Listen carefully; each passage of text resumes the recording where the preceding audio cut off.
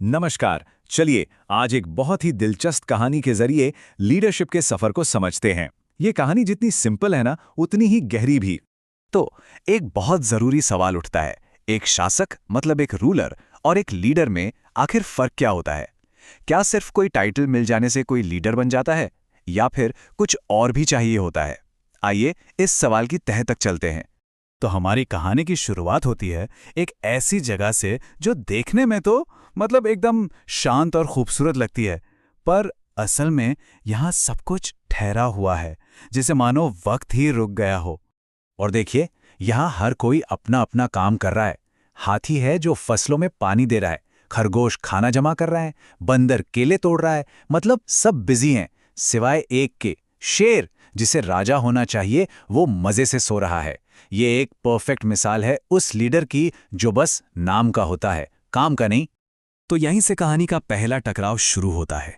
एक तरफ है टाइटल वाली लीडरशिप, मतलब बस पद पर होना, और दूसरी तरफ है एक्शन वाली लीडरशिप, मतलब असल में लीड करना। और ये तो साफ है कि सिर्फ कुर्सी पर बैठ जाने से कोई लीडर नहीं बन जाता। अब कहानी में टेंशन बढ़नी शुरू होती है। एक तरफ हैं लोगों की जरूरतें और दूसरी तरफ है लीडर की, खैर कह सकते हैं, बेफिक्री। जरा इन दोनों तस्वीरों में फर्क देखिए। कहां पहली तस्वीर की शांति और कहां अब ये खुला विरोध। सारे जानवर चिल्ला रहे हैं, उठो, मतलब उनका गुस्सा और उनकी हताशा अब साफ साफ नजर आ रही है। अच्छा, यहाँ जो हो रहा है ना, वो असल में एक सोशल कॉन्ट्रैक्ट का टूटना है। ये एक तरह का अनकहा समझौता होता है कि लोग लीडर को सपोर्ट करेंगे और बदले में लीडर उन्हें सुरक्षा और सही रास्ता दिखाएगा। और जब बंदर चिल्लाता है ये ठीक नहीं है, तो वो असल में ये कह रहा है कि वो भरोसा जिस पर ये पूरा राज्य टिका था, अब टूट रहा है। और फिर कहानी में एक ऐसा ट्विस्ट आता है जो सब कुछ बदल कर रख देता है। एक बाहरी संकट। देखिए, अचानक एक भयंकर तूफान आ गया है और इसने सब कुछ तहस नहस कर दिया। अब जानवरों की आपसी शिकायतें वो सब छोटी लगने लगी हैं। सवाल अब जिंदा रहने का है। हर कोई डरा हुआ है, यहां तक कि हमारा राजा शेर भी। तो यहाँ सबसे बड़ा सबक क्या है? यही कि जब कोई बाहर से बड़ा खतरा आता है ना, तो अंदर के सारे झगड़े खत्म हो जाते हैं। एक बटा हुआ ग्रुप भी जिंदा रहने के लिए एक हो जाता है। सबकी प्राथमिकताएं रातों रात बदल जाती हैं। तो अब हम पहुंचते हैं कहानी के उस सबसे अहम मोड़ पर, जहां शेर आखिरकार वो करता है जो उसे करना चाहिए था, जहां वो असली लीडरशिप दिखाता है। और ये देखिए, action speaks louder than words, है ना?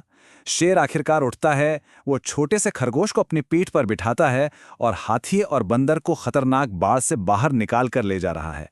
अब वो सिर्फ राजा नहीं रहा, अब वो एक रक्षक है, एक प्रोटेक्टर। शेर का ये जो एक्शन है ना, इसे सर्वेंट लीडरशिप कहते हैं। मतलब एक ऐसी लीडरशिप जहां लीडर का पहला काम होता है अपनी टीम या अपने लोगों की जरूरतें पूरी करना। वो अपने आराम को छोड़कर अपने लोगों की सुरक्षा को सबसे ऊपर रख रहा है। और ये एक शब्द, टीम वर्क, जो हाथी के मुंह से निकल रहा है, पूरी कहानी कह देता है।